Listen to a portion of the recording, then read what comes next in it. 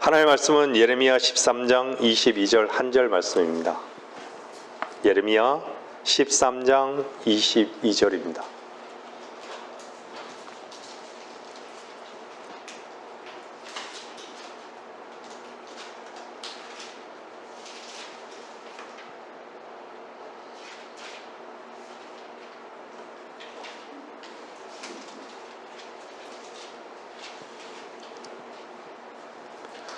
만일 내가 내 마음속에 말하기를 어찌하여 이런 일들이 내게 임하는가 한다면 이는 내 큰 죄악들이 들춰진 내 치마들이며 내 발꿈치가 드러났음이라. 에디오피아인이 그의 피부를 바꿀 수 있으며 표범이 그의 점들을 바꿀 수 있겠느냐? 그렇다면 악을 행하는데 익숙한 너희도 선을 행할 수 있으리라. 그러므로 내가 그들을 광야의 바람에 사라지는 검불처럼 흩으리라. 주가 말하노라. 이것이 내 몫이요 내게서 내가 헤아려 받는 분깃이라. 이는 내가 나를 잊어버리고 거짓을 신뢰하였음이라. 여기서 주의 깊게 봐야 되는 단어가요, 드러났음이라, 그리고 익숙한.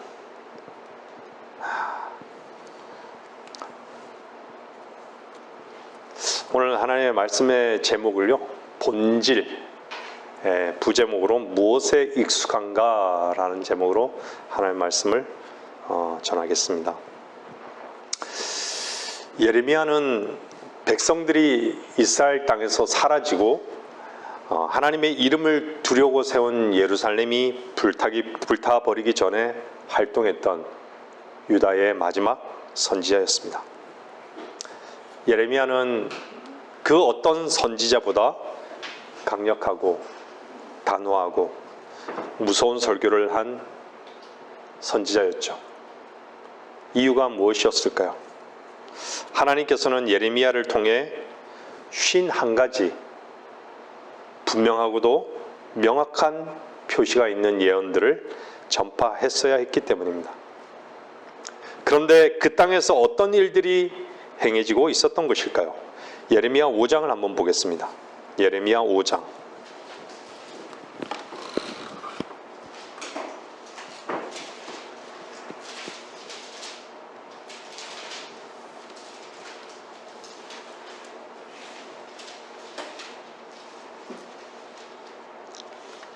(30절) (31절) 말씀입니다. 경이롭고 무서운 일이 그 땅에서 행해지는도다. 선지자들이 거짓되이 예언하고 제사장들은 그들의 권력으로 다스리며 내 백성은 그렇게 하는 것을 사랑하니 그 마지막에는 너희가 어찌하려느냐.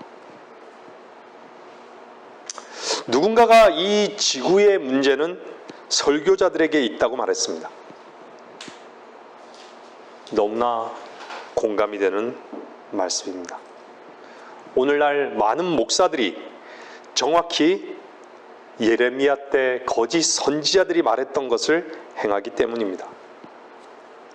그러한 자들은 우리 주 예수 그리스도를 섬기는 것이 아니라 자기들의 배를 섬기는 것이니 정중한 말과 그럴듯한 언변으로 순진한 사람들의 마음을 미혹하느니라. 예레미야 5장 1절을 보겠습니다. 예레미야 5장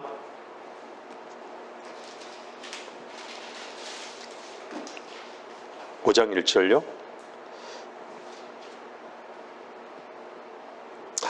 너희는 예루살렘의 거리를 여기저기 달려서 이제 보고 알며 거기 넓은 곳에서 찾으라. 만일 너희가 한 사람이라도 찾을 수 있다면 공의를 행하고 진리를 구하는 누군가가 있다면 내가 그 성읍을 용서하리라. 예루살렘 거리에서 공의를 행하고 진리를 구하는 누군가가 있어서 너희가 한 사람이라도 찾을 수만 있다면 그 성읍을 용서하리라고 말씀하셨습니다. 근데 2절에 보면 그들이 말하기를 주께서 살아계시거니와 할지라도 진실로 그들은 거짓되이 맹세하는도다. 3절에 보면은 오 주여 주의 눈이 진실에 있지 아니하나이까 주께서 그들을 치셨을지라도 그들이 슬퍼하지 아니하였으며 주께서 그들을 소멸시켰을지라도 그들이 바로잡히기를 거부했나이다. 그들은 그들의 얼굴들을 바위보다도 더 굳게 하여 돌아오기를 거부했나이다. 4절. 그러므로 내가 말하기를 이들은 분명히 비천하고 그들은 어리석나니 이는 그들이 주의 길도 자기 하나님의 심판도 알지 못함이라 하였느니라. 12절에 보면요, 12절 보겠습니다. 그들이 주를 속여 말하기를 그는 계시지 않나니 재앙이 우리에게 임하지 아니할 것이요 우리가 칼이나 기근도 보지 아니할 것이라. 27절도 한번 보겠습니다. 27절, 28절, 29절요. 세장의 새들이 가득함 같이 그들의 집은 속임수로 가득 차고 그들은 커지고 부가 늘어나며 28절에요. 그들은 악인의 행실을 들은 눈 감아주며 궁핍한 사람들의 건익을 판단하지 아니하는 자들에 대하여 주님께서는 이 일들을 감찰하지 아니하겠느냐. 내 혼이 이 같은 민족에 복수하지 아니하겠느냐. 이 땅에서는 얼마나 많이 공개적으로 진리와 공의를 말하고 있습니까? 넘쳐나는 것이죠. 하지만 자신이 구원받아 주를 따른다라고 하고 주를 위하여 죽으리라고 해서 주를 위하여 죽으리라고 해도 주의 음성을 거절하고 주를 배반하는 그 위치에 있음도 모르고 그 위치에서 주의 눈을 마주쳤을 때조차 눈과 귀를 닫아버리는 시대가 되어버린 것이죠. 여러분이 그 위치에서 주의 눈을 마주쳤을 때 주님의 은혜와 사랑을 외면하지 마시기를 바랍니다. 분명 주님을 부인하고 저주한 베드로와 눈이 마주쳤을 때 베드로는 그 눈에서 분명 주의 사랑을 알았던 것이 분명합니다. 그래, 주님은 이렇게 말씀하시겠죠. 그래, 이미 나는 너를 알고 있었어. 나는 너를 믿지 않아. 너는 너 자신을 믿을 뿐이지 나를 믿지 않았어. 여전히 너는 너 자신을 너무 참되게 믿고 있는 거야. 그것이 너가 너 자신에게 쏘은 거야. 참되신 하나님을 믿지 않고 거짓된 자신을 더 신뢰하는 것을 주님은 우리에게서 드러내시고 알게 하셔서 우리로 하여금 주님만을 신뢰하고 의지하도록 우리를 늘 훈련받게 하시는 것이죠. 주님은 결코 사람을 신뢰하지 않으신다는 말씀이 얼마나 저에게 위로가 되든지 여러분은 어떠십니까? 자신을 신뢰할 만한 자로 여기니까 자신에 대한 모욕과 무시와 평가, 자신의 환경과 상황에 대해 너무나 즉각적으로 우리 자신이 반응하는 것이 우리 자신을 신뢰하는 그 증거인 것이죠. 하지만 수많은 종교인들은 주님이 자신을 신뢰하지 않으신다고 생각지 않는다는 것이죠. 왜냐하면 자신의 것으로 주님께 나아가고 그것을 기뻐하신다고 여기기 때문인 것이죠. 예레미야서에 대해 좀 더 말씀을 드리면요, 하나님께서는 이스라엘을 멸망시키기 위해서 성경에서 적그리스도의 가장 큰 모형 중 하나인 이방왕을 사용하셨습니다. 다니엘서와 요한계시록을 하나님의 조명 가운데 읽은 그리스도인은 누구나 머지않은 미래에 이 일들이 다시 일어날 것을 보게 될 것입니다. 예레미야는 야곱의 고난의 때 이스라엘의 대환란을 다루고 있는 말씀이기 때문에 교회 휴거 이후 유대인들이 어떤 하나님의 다루심 속으로 들어갈 것인가를 다루는 교리적인 말씀입니다. 교회는 십자가와 곧 있을 휴거 사이에서 주님께서 세상에서 불러냄을 받은 모임입니다. 이미 승리하시고 모든 것을 이루신 주님께서는 교회를 통해 영광을 받으시고 교회를 빚으시고 공중으로 부르실 것입니다. 예레미야는 토기가 아니라 토기장에 대해서도 다루고 있죠. 토기장이가 없는 토기는 불가능한 것이죠. 토기장이만이 가능한 것이죠. 토기는 진흙입니다. 흙과 물이 섞여서 만들어진 진흙입니다. 물이 굳어질 때까지 토기는 만들어질 수 있습니다. 딱딱하게 굳은 상태가 되면 더 이상 빚을 수 없는 것이죠. 이처럼 딱딱하게 굳은 상태가 아닌 어린아이와 같을 때 주님 안에서 훈련받고 살아갈 수 있다는 것은 엄청난 축복인 것이죠. 그래서 주를 어렸을 때부터 아는 것은 참 귀한 것이죠. 나이가 들어가면서 더욱더 느껴지는 것은 저 자신도 고집이 세워진다는 것이죠. 자기의 오름은 더 커지고 그러다 보니 하나님의 말씀 앞에 다루심을 잘 받지 못하는 것이죠. 그래서 주님 앞에 굴복하는 삶을 배운다는 것은 엄청난 복인 것입니다. 주님께 굴복하지 않는 토기, 한번 잘못 구워진 토기는 주님께서 깨뜨려 버리십니다. 혹여 잘못된 도자기에 대한 가능성이라 미련이 있을까 봐 깨뜨려 버리는 것이죠. 여러분, 토기가 왜 필요한 것일까요? 토기는 토기 그 자체의 의미가 있는 것이 아니라 무엇을 담고 받아들이고 공급하는데 그 의미가 있습니다. 여러분의 몸은 주의 말씀을 받아들이고 주의 말씀 앞에 굴복하고 주의 생명을 나누어 주고 자랑하는 것 외에는 없는 것이죠. 이 몸이 주님께 드려지는 것 외에는 가치가 없는 것입니다. 또한 토기는 토기장이가 주관합니다. 모양도 마찬가지입니다. 토기장이 마음대로 모양도 만들어가는 것이죠. 하나님께서는 토기장이십니다. 그래서 지금도 하나님께서는 우리를 다듬고 계시는 것이죠. 그런데 우리 자신은 거절하는 것이죠. 하나님께는 불가능한 것이 있습니까? 한번 대답해 보세요. 하나님께 불가능한 것이 있습니까? 그런데 많은 경우 하나님께는 불가능한 것이 있음을 우리의 불신이 증명하고 있음을 보게 되는 것이죠. 여러분은 토기장의 손길이 머물고 계심을 감사하고 기뻐하는 그 위치에 있습니까? 그 손길이 때로는 너무 힘들어 자기의 길로 가고 있지는 않습니까? 토기장이의 목적을 벗어난 토기는 계속 깨뜨려질 수밖에 없습니다. 하나님께서 친절로 선대하실 때 굴복을 배우지 못한다면 파라오의 꺾여지지 않는 완고함에 하나님의 완고함을 덧입히실 것입니다.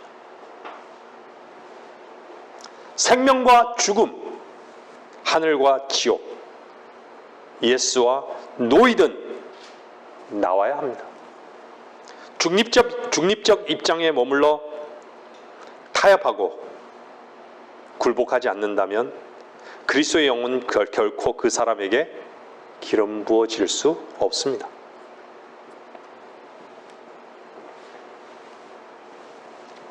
육신에 대한 신뢰를 전부 포기하지 않는 사람은 많은 고통을 당할 때 그리스도와 함께 당하는 고통이 거의 없다면 이것도 저것도 아닌 중간 노선을 걷고 있는 것이 틀림없습니다. 실로 가장 비참하기 그지없는 것이죠. 그 사람은 그리스도를 부분적으로 알았던 것이고 그분의 강력한 사랑을 거부한 채 너무도 효과적으로 마음의 문을 닫아버려서 우리에게 주시고자 하였던 그 사랑을 거부하고 있는 것이죠.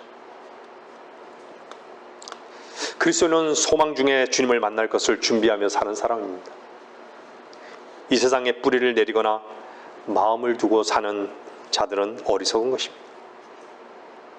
우매한 자들이고 그리스도인의 위치에서 벗어난 것입니다. 그러나 주님께서 우리를 부르실 때는 너무나 가까이 와 있습니다. 결코 수년 후를 계획하고 소망할 만하지 않습니다. 본문으로 들어가면요, 흑인이 피부를 바꾸는 것은 불가능합니다. 표범이 그의 점들을 바꿀 수 있는 것도 불가능한 것이죠. 만일 그것이 가능하다면 악을 행하는 데 익숙한 사람이 선도 행할 수 있다는 것이죠. 악을 행하는 것이 호흡을 하는 것 같이, 피곤할 때 눈이 감기는 것 같이 너무 자연스럽다는 것입니다. 많은 사람들이 악을 행하는 데는 익숙한 것이죠. 늘 말씀드리지만 성경에서 악은 하나님에게서 나오지 않은 자기의 근거에서 나온 모든 것이란 것을 놓치지 말아야 합니다. 그 시작은 가인이었던 것이죠. 성경의 가인은 분명히 적그리스도의 예표입니다. 그래서 가인과 같이 되지 말라고 악한 자라고 했던 것이죠. 가인에게 표를 주었다는 것은요, 계시록 13장의 그 표와 연결되어 줄 수밖에 없는 반드시 필연적인 것이 있습니다. 다시 말씀드리지만 가인은 악한 자로 최초의 종교인이었습니다. 주님이 오심이 가까이 온 이 시점에 그렇게도 오랜 시간 동안 서로 다른 종교끼리 전쟁하고 싸우고 그러면서 종교 통합이 이루어졌습니다. 근데 종교 통합이 그렇게 그 수세기 동안 종교 통합이 이루어지지 않는다가 본격적으로 이 마지막 시대에 왜 이루어졌을까요? 우리는 그냥 보는 것이죠. 이젠 매스컴에서도 그냥 종교 통합 TV에서 방영되고 있는 것이죠.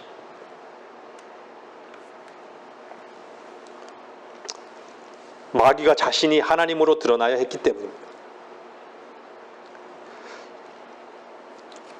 종교 통합에 동참한 개신교회만 해도 전 세계 교회의 80%나 되는 게 현실입니다.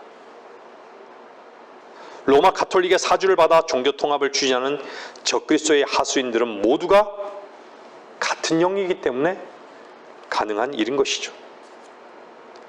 하나님은 그들의 지혜를 이용해 하나님의 계획을 이루실 것을 하나님의 말씀에 주의하는 자들은 아는 것이죠. 하나님께서 흑인과 황인과 백인을 만드신 뜻이 있는데 통합으로 간다는 것은 하나님의 뜻과 의도에 반하는 행동을 하는 것입니다. 인종 간의 결혼을 통해서 마귀 사탄이 전 세계 사람들을 인류애로 묶어버리려는 하나의 수단인 것이죠. 전 세계 인종을 하나로 묶을 수 있는 가치는 피로 하나가 되는 것입니다. 정서가 하나 되고 인류애적인 면에서 연결고리를 갖게 되는 것입니다. 어디를 가나 전부 혼합되어 있습니다. 피부도 혼합되어 있고요. 성이 혼합되고 나아가서는 인간과 짐승이 혼합되어 있습니다. 마귀 사탄과 언제든지 하나가 될 수 있다는 모든 준비를 갖추고 있다는 것입니다. 무서운 것이죠. 점과 악, 성경에서 나오는 점과 악은 성과 무관합니다. 성경이 이렇게 기록되어 있다 보니까 이것을 희석시켜야 할 필요가 있는 것입니다. 표범은 여러분들 아프리카의 짐승이라는 호칭을 가지고 있습니다. 이것이 황과 백이 합쳐져 있습니다. 볼 때는 검정이 아닌 것이죠. 이 세상의 인종통합의 하나의 모습입니다. 또 점이 어디서 나오죠? 레위기 13장 문둥병에서 나옵니다. 문둥병을 가장 많이 다루고 있는 것이 레위기입니다. 레위기 13장. 13장은 저주의 상징입니다. 13이란 것은요, 성경을 한번 보세요. 적그리스도가 등장하는 것이 계시록 13장이죠. 13장에 문둥병이 등장하고 있어요. 문둥병에 흰점이 나오는 것이죠. 특별히 인간적인 선함과 의로움을 주장하는 사람들은 문둥병에 걸린 사람입니다. 인간적인 인류애와 인간의 선을 주장하는 본질이 피의 오염에서 나온 것이기 때문입니다. 그 피를 쓰려고 하는 것이죠. 이게 누구일까요? 적그리스도 등장할 교황이시죠.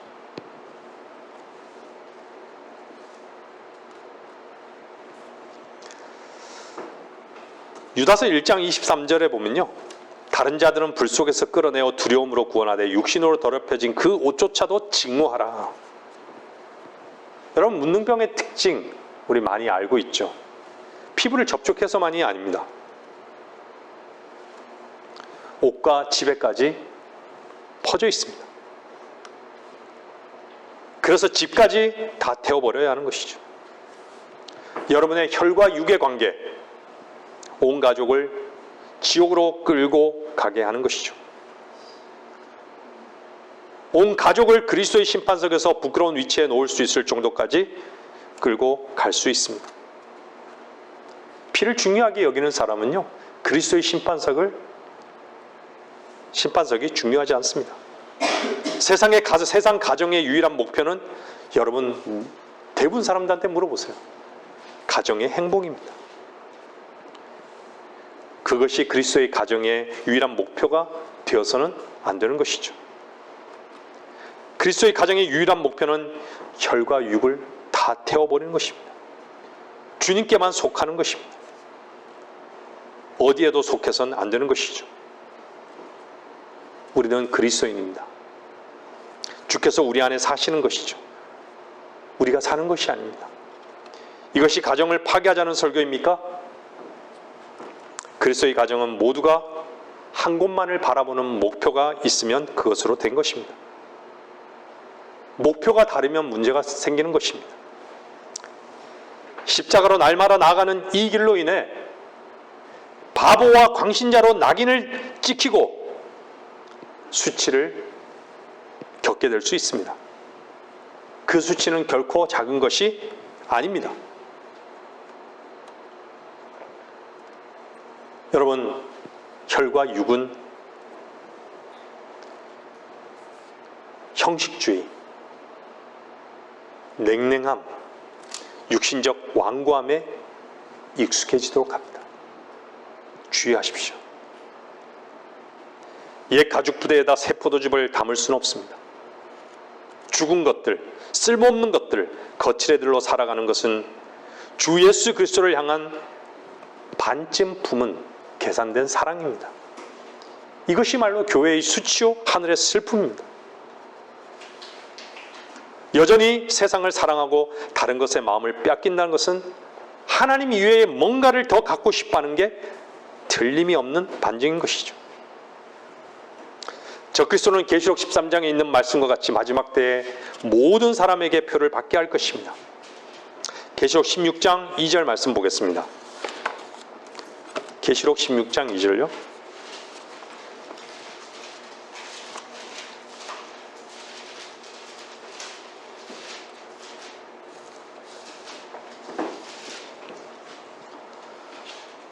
그러므로 첫째가 가서 자기 호리병을 땅에 쏟으니 그 짐승의 표를 가진 자들과 그의 형상에 경배하는 자들 위에 악취가 나는 심한 헌대가 생기더라.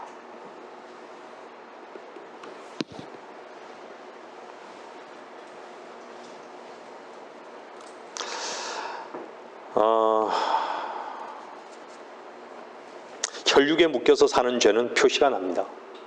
직장에서도, 가정에서도, 교회에 와서도.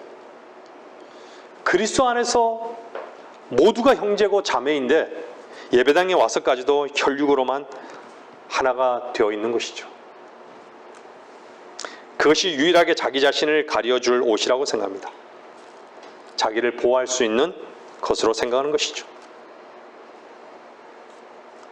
끊임없이 혈육을 보호하고 지키고 가치로 여기는 것은 부끄러운 것입니다. 우리는 각자가 그리스도의 심판석 앞에 서게 될 것입니다. 각자가 죽음을 맞이할 것이고 각자가 주 앞에 계산될 것입니다. 주님의 본성에 동참할 수 있는 것은 피를 쏟아낼 때만이 가능한 것입니다. 아시다시피 적그리스도는 시리아계의 유대인입니다. 이 정도로만 말씀을 드리고 계시록 13장 16절 말씀 보겠습니다. 16절요.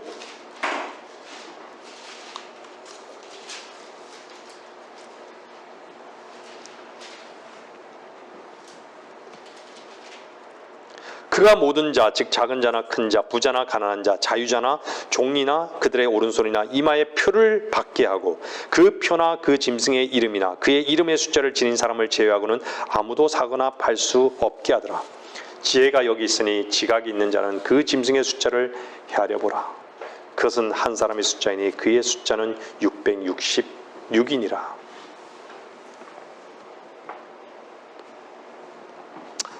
어떤 사람이 지혜 있는 줄 아십니까? 자기의 옳음을 얼마나 내려놓느냐에 따라서 지혜가 생기는 것이죠. 지혜롭지 못한 이유는 자기의 본성대로 옳음을 붙잡고 살기 때문인 것이죠. 여러분, 지혜는요, 하늘로부터 주어지는 것입니다. 컵에 물을 가득 담았는데 어떻게 다른 것을 담을 수 있겠습니까? 인간의 옳음과 인간의 본성과 인간의 우매함을 담고 있다면 하나님의 지혜를 담을 수는 없습니다. 그것이 얼마나 무가치한 것인 줄 안다면 그것을 배설물로 여길 것입니다. 그런 사람들에게는 하나님의 지혜가 채워질 것입니다. 지혜를 얻기 원하신다면, 여러분, 지혜를 얻기 원하십니까? 그분을 의지할 만큼 충분히 어리석으십시오. 의지할 만큼 충분히 어리석으십시오. 그분의 능력으로 덧입을 수 있을 만큼 충분히 연약하고 낮아져 있다면, 그분의 발밑에 머물러 있을 만큼 충분히 멸시를 받는다면, 그분께 모든 것이 되기 위해 아무것도 아닐 수 있다면 하늘에 속한 지혜를 얻을 것입니다. 우리는 우리의 가난함, 어리석음, 무의미함, 덧없음, 여러분, 결코 이런 것들을 멸시하지 않도록 주의해야 합니다. 이 모든 것들은 장애물이라기보다는 하나님께서 우리를 택하실 때 중요하게 간주하신 요소들이라는 것입니다. 우리의 아무것도 아님을 하나님의 숨겨진 전능하심에 내어 맡김으로써 그분께서 주신 기회를 얻게 되는 것입니다. 얼마 전에 교회 한 자매와 잠깐 차를 타고 가면서 나누었지만, 성경에는 하나님의 위대하신 역사가 미미한 것들에 의해 이루어졌음을 우리는 기뻐해야 합니다. 메뚜기, 파리와 같은 미물은 이집트를 괴롭혔습니다. 시리아 장군 나아만을 치유하고 희생토록 한데 쓰임을 받은 하녀를 생각해 보십시오. 보잘것없는 하녀. 돌 하나로 물매를 던진 한 젊은이가 민족을 구원한 것이죠. 손바닥 크기만한 자그마한 구름이 엄청난 비를 가져왔습니다. 여리고성은 믿음의 외침과 나팔 소리에 무너져 내렸습니다.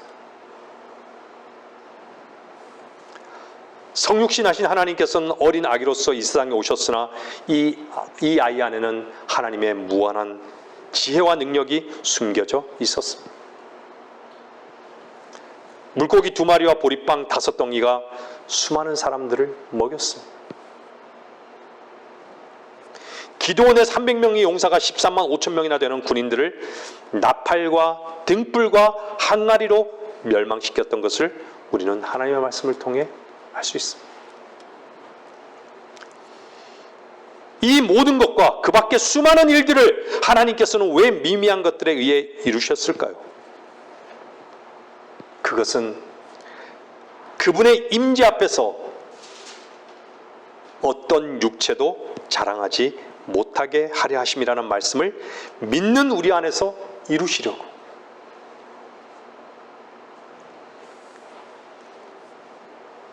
이 세상 지혜가 하나님께는 어리석은 것이기 때문이라 주께서는 현명한 자들을 자신들의 꾀에 빠지게 하신다는 말씀을 이루시려고. 얼마나 위로가 되고 격려가 되는 말씀입니까? 우리 모두 우리 스스로 아무 존재도 아닌가, 아무짝에도 쓸모없음과 아무것도 아님을 인정함으로 십자가의 무한한 능력을 충분히 받아서 이 불신의 시대에 오히려 우리의 아무것도 아닌 것들이 하나님의 사용하시는 강력한 군대로 쓰임받는 조건이 되는 것을 기뻐하시기를 바랍니다. 흑인이 표범이 점을 바꿀 수는 없습니다. 왜 주님께서 이 말씀을 기록하셨을까요? 악을 행하는 데 익숙한 여러분은 어떠했습니까? 생명이 있는 새는 날려고 노력하지 않습니다.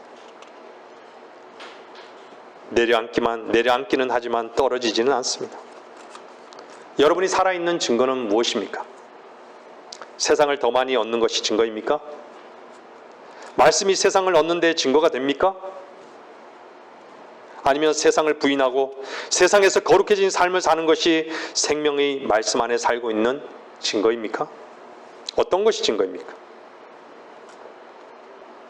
이 시대의 가짜 교회들, 예수 믿으면 세상에서 복받는다고 합니다. 그래서 하나님의 말씀의 능력을 가지고 있다면서 세상과 죄를 얻는 데 사용합니다. 주변에 있는 사람들에게 말씀을 한번 전해보십시오. 본인들은 교회 다닌다고 생각합니다. 교회 다닌다고 얘기합니다. 구원받고 거듭났느냐고.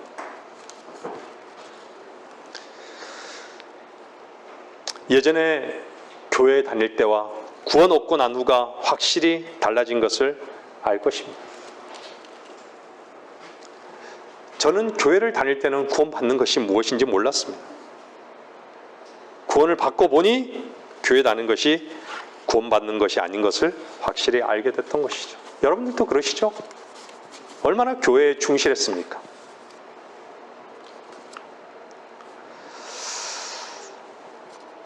그런데 이것을 모른다면 예배당은 알면서 구원은 모르는 것이 분명한 사람인 거죠. 여러분은 주님으로부터 반드시 구원받은 사람이라면 여러분들은 반드시 이 음성에 아멘 할 것입니다. 내가 구원했으니 이제 평안히 가라. 주님의 그 음성을 여러분 들으셨습니까? 내가 구원했으니 이제 평안히 가라. 아직도 내가 뭘 어떻게 했고 저렇게 해서 구원받았다는 구원은 모두 마귀에게 속은 가짜 구원입니다.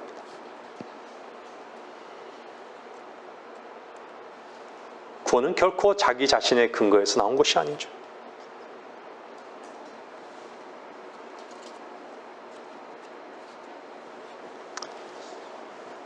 사람들에게 교회 왜 다니십니까? 라고 물으면 마음의 수련을 위해서, 세상에서 복을 받기 위해서. 새벽기도 다니고 금식하면서 스스로 죄에 대한 문제를 해결하기 위해서 11조하고 봉사 많이 해서 세상 것을 많이 얻었다고 말하죠. 늘 하는 말씀이지만 사람이 됐든 물질이 됐든 명예가 됐든 그것이 여러분을 만족해 합니까? 여러분을 채웁니까? 여러분 속에 채워지는 것이 있습니까?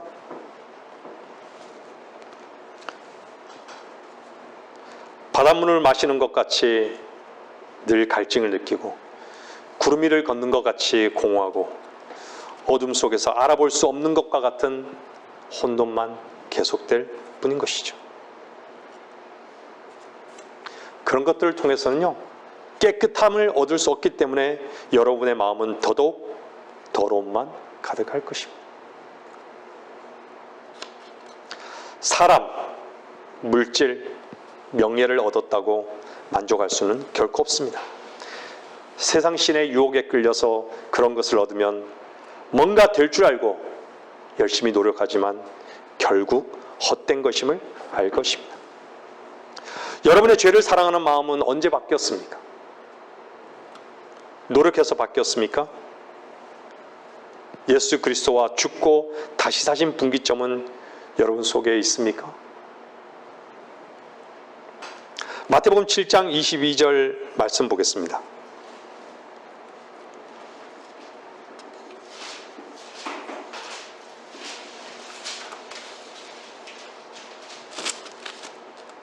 그날에 많은 사람들이 나에게 주여 주여 우리가 주의 이름으로 예언하지 아니하였으며 주의 이름으로 마귀들을 쫓아내지 아니하였으며 주의 이름으로 많은 경이로운 일들을 행하지 아니하였나이까 라고 말하리니 그때 내가 그들에게 분명히 말하되 나는 너희를 전혀 알지 못하니 너희 불법을 행하는 자들아 내게서 떠나가라고 하리라.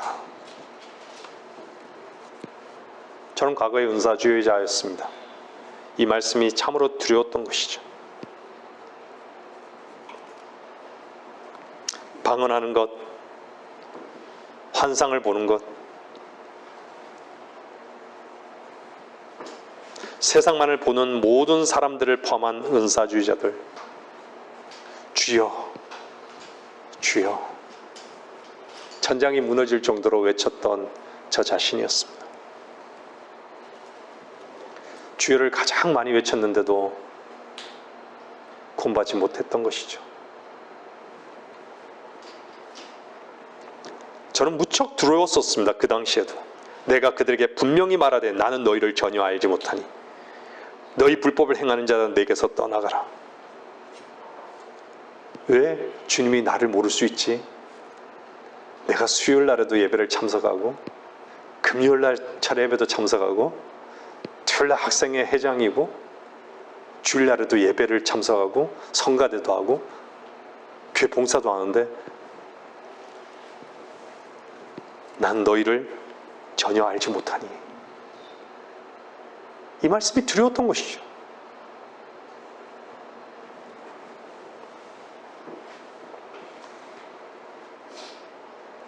내게서 떠나가라. 주의 말씀이 강력하게 선포가 되어도 주님과 관계가 없는 사람들은 무관합니다. 주의 사랑을 설교하고 회복을 말씀해도 나하고는 관계가 없다고 생각하는 사람들, 완고한 사람들입니다. 하나님의 완고함이 더럽혀질 것을 두려워하십시오. 예레미야 5장과 너무나 똑같은 시대인 것이죠. 그만큼 끝이 가까이 왔다는 증거가 아니겠습니까? 노아의 때와 로스 때와 다를 바가 없는 것이죠. 왜 마태복음 7장을 읽었는지 아십니까?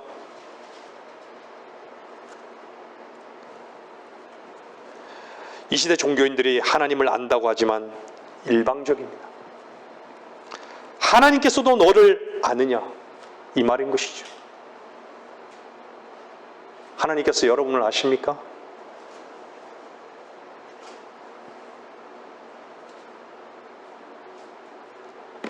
사람들은 하나같이 다 하나님을 사랑한다라고 고백합니다.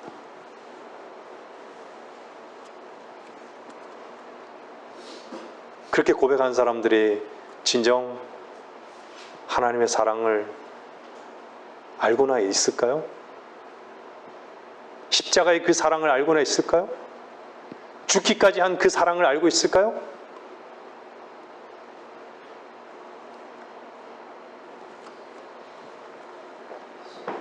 자기 자신의 의로 나아가는데 어떻게 하나님의 사랑을 알 수 있단 말입니까? 거짓말하지 마십시오. 여러분들은 하나님과 사랑의 교제가 있습니까?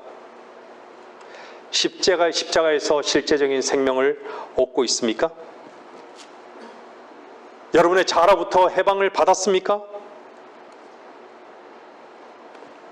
그리스도로 사는 사람은 세상의 그 어떤 육체에게도 아첨하지 않습니다. 어떤 육체도 두려워하지 않습니다. 오직 주의 말씀이 나를 다스려 주실 것을 기도할 뿐입니다. 얼마나 담대합니까?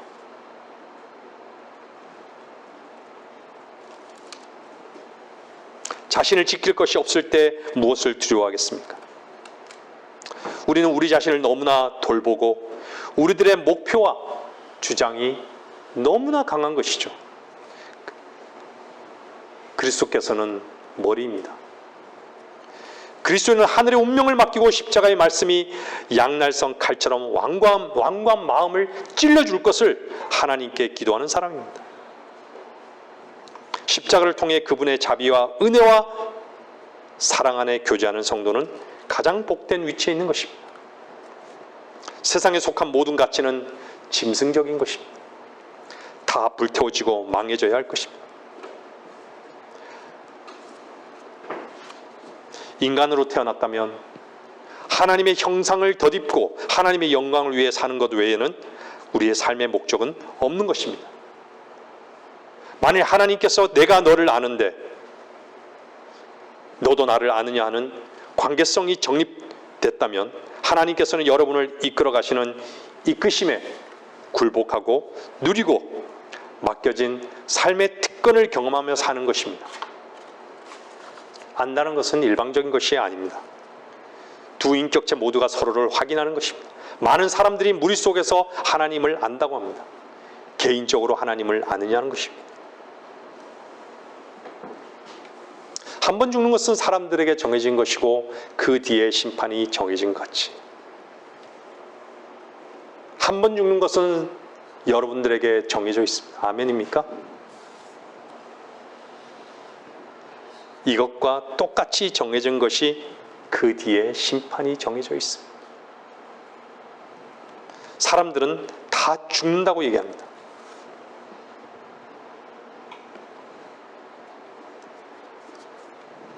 근데 심판은 아니라고 얘기합니다. 죽는 것은 인정하면서 심판은 없다고 합니다.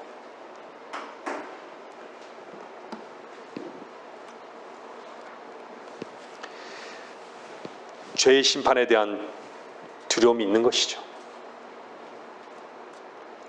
굳이 없다고, 심판이 없다고, 심판이 있는 것을 인정하면 너무 두려운 것이죠. 죽는 것이 분명하면 심판도 확실한 것입니다. 피부와 점이 바뀌지 않았다면 검은 피부에 아무리 파운데이션이나 바르며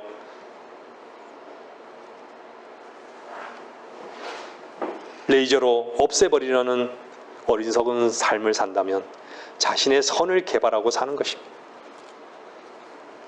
바탕은 그대로라는 것이죠. 아무리 주름진 피부를 펴기 위해서 보톡스를 맞는다 해도 마사지를 받는다고 해서 그 피부는 늙지 않겠습니까? 여러분의 검은 마음이 한번 바뀌어 본 적이 있습니까? 희게 하려고 몸부림친다는 것은 여러분 무엇을 반증하는 것이냐면 아직 검다는 것, 더럽다는 것을 반증하는 것입니다. 그런데도 우리는 여전히 선하게 살려는 추구를 하고 있습니다. 하나님 한 분만 선하다고 말씀하신데도 인정하지 않는 것이죠. 내가 선하다고 하나님과 자존심 싸움을 하는 것이죠.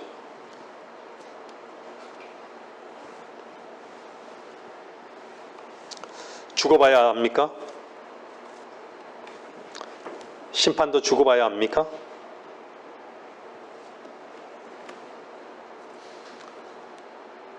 여러분, 수천도가 넘는 용광로에 들어가면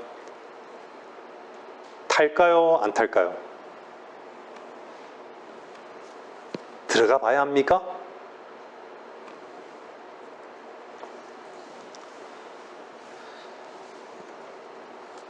담뱃불로 손을 지지면 탈까요? 안 타? 뜨거울까요? 안 뜨거울까요? 지져봐야 합니까?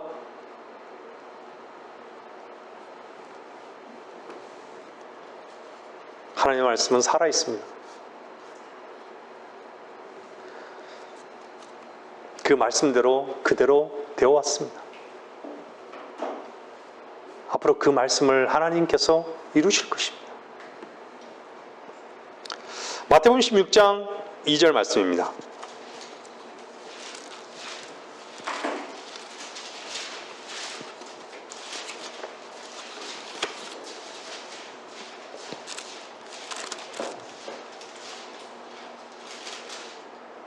주께서 그들에게 대답하여 말씀하시기를 저녁이 되면 너희는 하늘이 붉으니 날씨가 좋겠구나 라고 말하고 또 아침에는 아침이 붉고 찌푸리니 오늘은 날씨가 굳겠구나 하나니 오 너희 위선자들아 너희가 하늘의 현상은 분별할 줄 알면서도 시대의 표적들은 분별할 줄 모르느냐.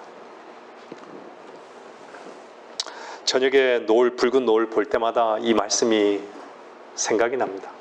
여러분 어떠세요? 위선자들의 특징은 하나님을 아버지라고 칭하면서 믿는다고 합니다. 자기 자신이 하나님의 손에 붙들려 사는 것을 확실히 안다고 성경을 인정한다고 하면서도 자기만 사용하고 살아갑니다. 폭풍이 불어올 것을 일기예보가 알리는데 작은 나룻배를 끌어서 낚시를 하러 가는 사람이 과연 있을까요?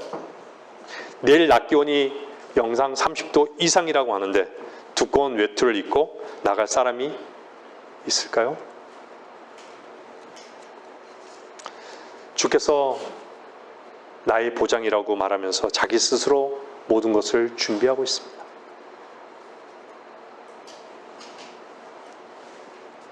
주님께 의탁해 본 적은 있으십니까? 주님이 곧 오실 것 안다고 얘기하면서 쉬지 않고 미래를 준비하면서 살고 있습니다. 그러면서도 주님을 사랑한다라고 말합니다. 세상으로부터 조롱받기 싫어하는 그 속을 주님은 우롱당하지 않으시는 것이죠. 주님께서 속히 오신다고요? 시대를 분별하고 있습니까?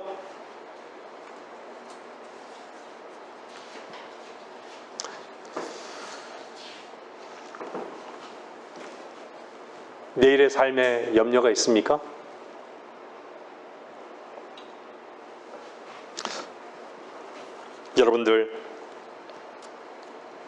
여러분들의 내일은 주님께 속한 것입니다.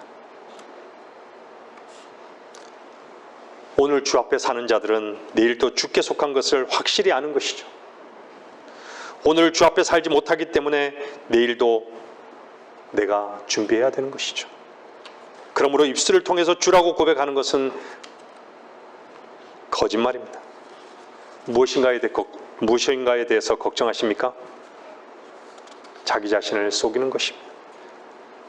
위선은 자기의 입술과 마음과 자신의 머리를 속이는 것입니다. 여러분 자신에게 진실하셔야 합니다. 사람들이 왜 세상에 투자하는지 아십니까? 반드시 투자한 만큼 뭔가를 얻을 수 있다고 생각하는 확신 때문입니다. 땀 흘린 만큼 결실이 있을 것이라고, 오늘은 좀 고생이지만 내일은 좀 행복할 것이라고 믿기 때문인 것이죠.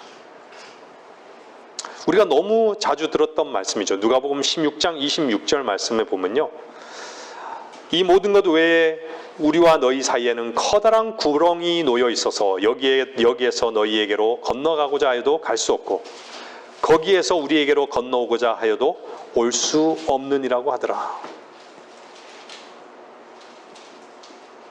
부자는 지옥에 가 있고 나사로는 아브라함의 품에 가 있죠. 부자와 나사로 이야기. 부자는 매일 화로에 잔치합니다. 왜 그렇죠? 오늘 또 풍족하게 사니까 내일 또 당연히 풍족할 것이기 때문에 잔치하는 것이죠. 나사로는 어떻죠? 오늘은 내가 개가 하는 한이 있더라도 오늘과 다른 내일이 있다. 부자의 어리석음은 오늘의 즐거움이 내일 또 내일의 즐거움이 영원히 계속될 것이라고 생각한 것이죠. 나사로는 고통스럽고 괴롭고 외롭고 가난 속에서도 내일이 있다라고 확신하는 것입니다. 어리석은 자들의 특징은 지금의 어려움이 내일도 계속될 것이라는 그 연장선에 있다라고 생각하는 것이죠. 소망도 없고 겸손도 없는 것이죠. 끝이 있습니다. 주님이 보장이십니까?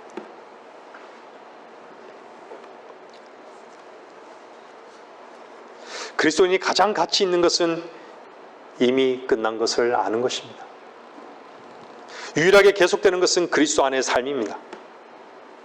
슬픔, 외로움, 염려, 가난 계속되지 않습니다. 얼마 전에 LA에 사는 한 자매님이 연세가 지긋하시죠? 근데 아직 젊습니다. 그분이 하신 말씀이 떠오르는데요. 내 맘대로 인생을 돌아보니 내 맘대로 된 것이 하나도 없더라. 그 말씀이 평상시 들었을 때는 아무렇지 않게 들었을 텐데 그날따라 유난히 그분이 말씀하실 때는 제가 제 자신이 놓치고 있는 부분을 발견하게 됐죠. 정말 얼마나 많이 우리는 주님이 보장이란 말을 합니까? 돌아보면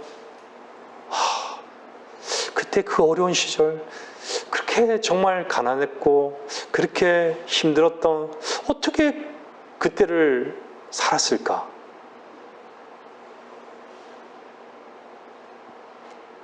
내가 산 것이 아니죠. 정말 내가 산 것이 아닐 때, 아닌 것을 알 때 우리는 주님의 보장을 분명히 할 것입니다.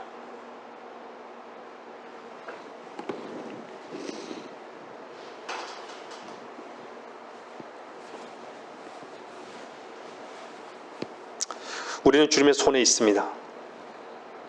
이것을 인정하고 믿는 사람들이 되어야 합니다.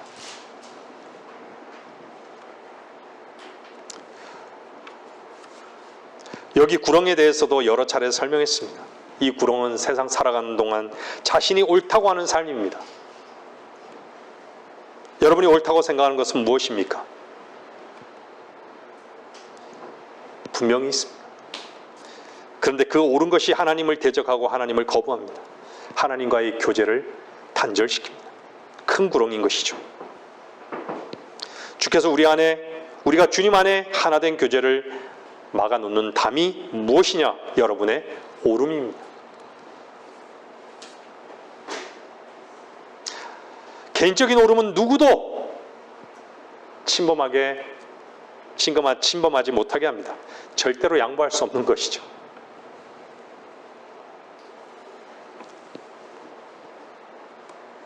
그런데 죽고 나니 어디로 나누어지는 것이죠? 나사로는 아브라함의 품을 보며 견뎠습니다. 부자는 어디를 못 봤죠? 지옥을 못 본 것이죠. 여러분이 공하고 외롭다면 옆에 사람이 없어서이거나 물질이 부족해서가 아닙니다. 모든 풍요이신 주님과의 교제가 단절되었기 때문입니다. 주님과 분리되었기 때문.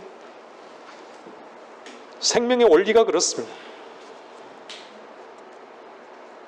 세상의 어떤 것들도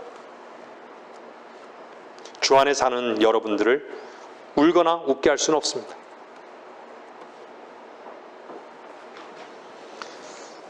즐거움이 결코 영원하지 않습니다.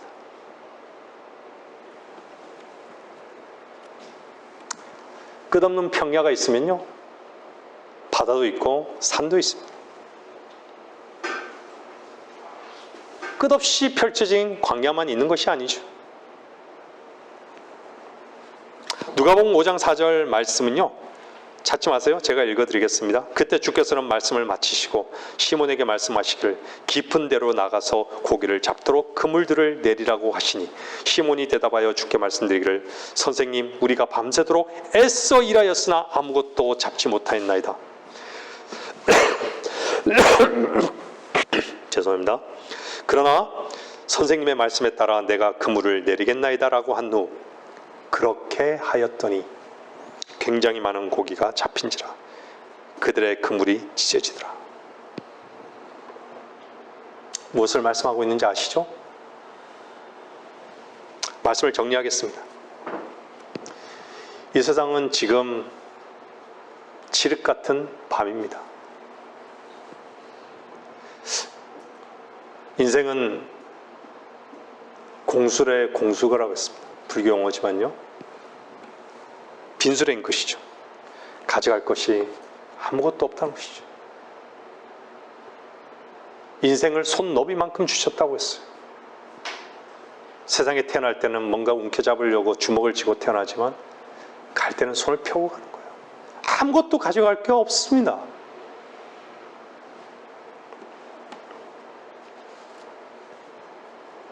반드시 끝나는 시간이 있습니다.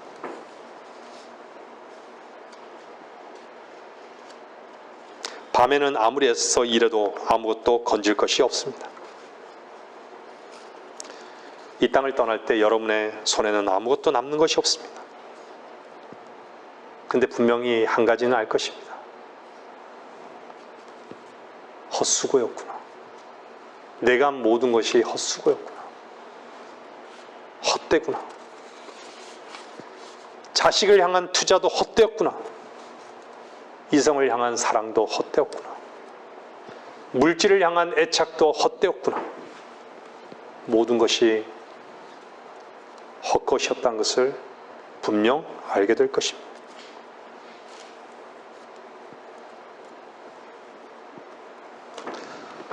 헛것이었다는 것이 많을수록 슬픔과 눈물과 허무함이 얼마나 크겠습니까? 속히 돌이키십시오. 후회 없는 삶은 세상 것을 헛것으로 여기고 주님을 얻는 것입니다. 밤새 무엇을 얻으려고 한다면 밤새 아무것도 얻지 못할 것입니다.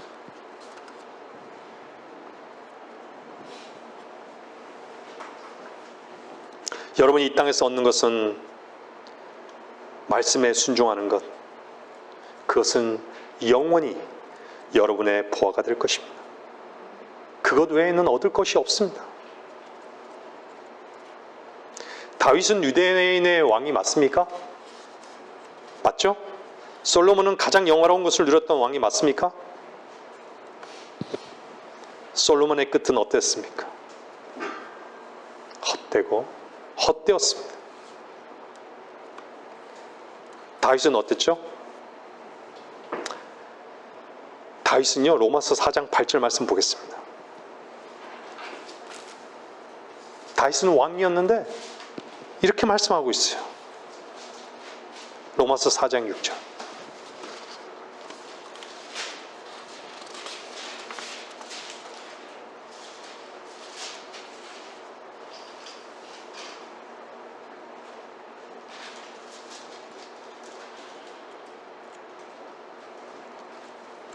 행함이 없어도 하나님께서 의롭다고 여기시는 사람의 복에 관하여 다윗도 말하였으니 말하기를 죄악들이 용서받고 죄들이 가려진 사람들은 복이 있고.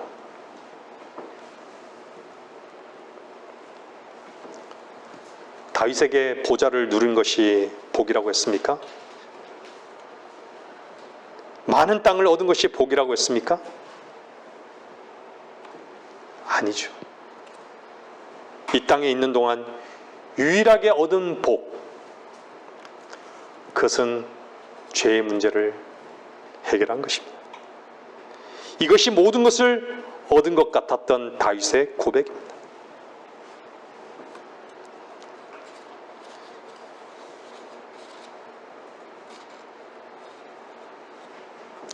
다윗 이상의 것을 얻어도 이 고백을 할 수밖에 없는 인생이란 것을 미리 안다면 주께 굴복하고 죄사함의 놀라운 복을 얻는 것입니다.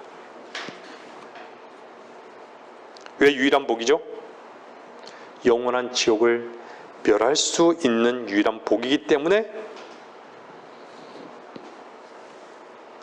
그런데 이 복을 누릴 생각은 안 하고 자꾸만 피부를 바꿀 생각만 하는 것이죠. 안 바뀌어집니다. 흑인이 그 피부를 바꿀 수 있겠습니까? 표범이 그 점을 가릴 수 있습니까? 결코 불가능합니다. 여러분의 조상인 아담과 이브가 가렸습니다. 주님의 놀라운 사랑의 가죽옷을 입은 적은 있습니까? 주님께서 이미 우리의 옷이 되셨는데 이 옷을 거부하십니까? 여러분들, 왜 옷은 어깨부터 발끝까지 입을까요? 왜 머리에는 옷을 입지 않을까요? 몸만 더럽기 때문에 몸만 가려야 합니다. 이 몸이 주의 의의 옷으로 입혀져야 합니다. 머리 대신 주님은 옷이 필요 없으십니다. 주께서 그렇게 정해놓으셨습니다. 그래서 창세기에서 나오는 옷들은 이 몸에만 필요한 것이죠. 발은 매일 씻어야 하는 것입니다. 이 세상에 얻어야 할 것은 다윗이 말씀했듯이 죄사함의 복입니다. 국방부 시계는 거꾸로 매달아 놓아도 간다는 말이 있습니다. 늘 군인들이 하는 말이죠. 끝이 있다는 이야기죠. 세상에서 실패하는 자들은 내일을 소망합니다. 세상에서 무언가를 자꾸 얻을 것이 있다고 생각하는 자들이 왜 내일을 소망하겠습니까? 어떤 자가 지혜로운 것입니까? 자신은 실패할 수밖에 없는 것을 아는 자들이 지혜로운 자들입니다. 나는 실패할 수밖에 없는 것을 아는 자들에게 지혜자이신 주께서 지혜가 되어주십니다. 그런데 이것을 인정하지 않습니다. 여러분, 이것을 얼마나 마음 깊이 인정하십니까? 너무 자신만만합니다. 성경에는 누구도 예외가 없는 말씀, 모든 사람이 다 죄인이란 것입니다. 죄를 사랑한다는 의미인 것이죠. 예외가 없습니다. 죄에 익숙하다는 것이죠. 자기를 쓴다는 것입니다. 성경이 그렇게 말씀하신데도 나는 아니라고 하는 사람들, 교만의 위치에 있는 것이죠. 여러분 자신을 아무리 개발하고 여러분 자신에게 가능성을 두려고 하더라도 얻을 것은 아무것도 없습니다. 그것을 미리 알고 항복하는 자들이 주님을 누릴 수 있는데 이것을 못하는 것이죠. 그만큼 인간은 어리석고 교만한 것입니다. 죄를 극도로 미워하시는 하나님께서는 지옥을 만들어 놓지 않으실 수 없었습니다. 죄를 해결하셔야 합니다. 하나님은 죄를 미워하십니다. 한 번 죽는 것은 죄의 삭 때문입니다. 그런데 죽는 것이 끝이 아닙니다. 반드시 심판이 있습니다. 여러분 주변의 가족, 친구에게 복음을 전해본 적은 있으십니까? 우리는 목숨을 걸고 복음을 전해야 합니다. 주님을 믿지 않으면 영원한 지옥에서 나올 수 없습니다. 그것은 명백한 하나님의 말씀입니다. 다른 것은 몰라도 구원은 얻어야 합니다. 많은 사람들이 지옥은 사실이 아니라고, 죽으면 끝이라고 합니다. 하나님의 말씀을 대적하는 것이죠. 여러분이 지금 가늠할 수 있는 모든 고통과는 비교도 안 되는 것입니다. 영원 뭉토록 영원히 불 속에서 고통받습니다. 지옥에 대한 설교가 이제는 교회에서 그쳤습니다.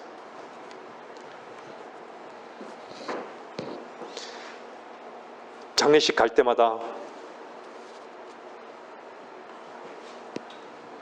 아픈 것은 거짓 목사들이 거짓 설교, 고인은 분명히 좋은 곳에 가셨을 거라고,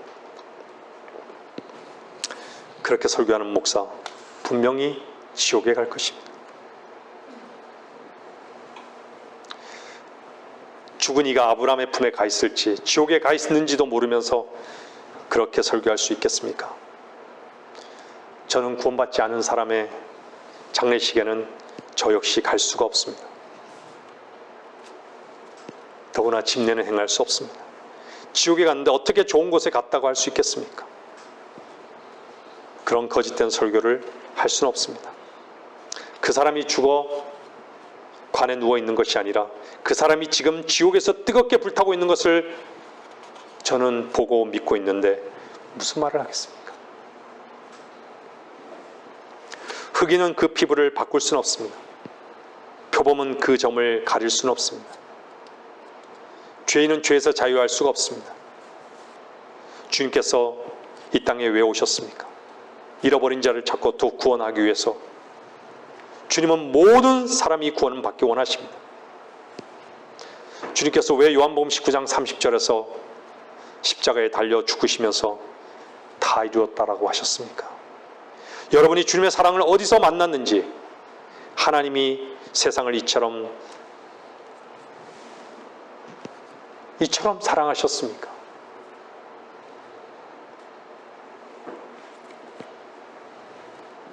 여러분의 지옥행을 막기 위해서, 여러분의 검은 죄의 문제를 해결하기 위해서 주님은 이 땅에 오셨습니다.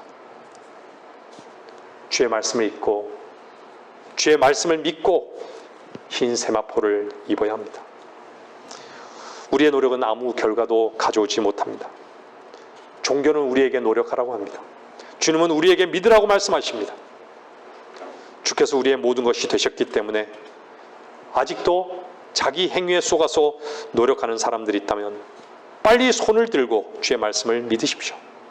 주께서는 여러분의 모든 것이 이미 되셨습니다. 은혜와 선물이 되셨음을 믿으십시오. 이 말씀이 여러분께 큰 은혜와 복이 되기를 바라는 것입니다. 말씀을 마치겠습니다.